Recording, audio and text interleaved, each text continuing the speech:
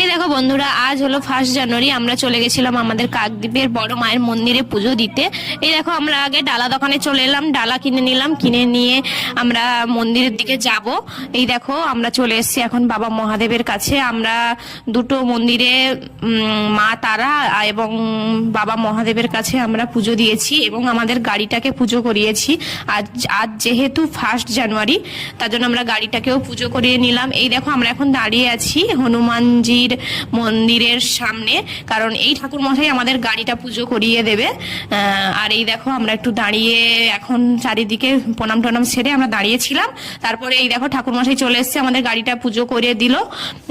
করে দিয়ে দেওয়ার পর আমরা দু জায়গায় যে ডালাগুলো দিয়েছিলাম, ডালাগুলো নিয়ে নিলাম। বছরের প্রথম দিন আমরা মন্দিরে পুজো দিয়েই এই বছরটা শুরু করলাম। সারা বছর যেন আমাদের খুব ভালোভাবে যায় তার কামনা করে।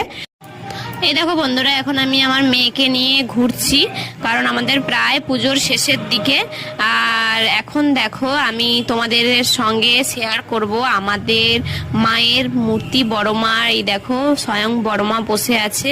এই ভিডিওটা আমি কোনোদিন এর আগে গেলে করি না, আমি আজকেই প্রথম করলাম। দেখো বড় মাকে কত সুন্দর লাগছে দেখতে।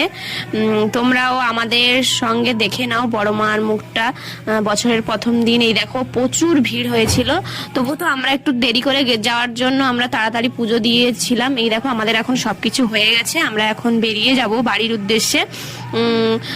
এই দেখো, আমরা এখন গাড়িতেও উঠে পড়লাম। আমার পুরো ভিডিওটা কেমন লাগলো একটু কমেন্টে জানিও।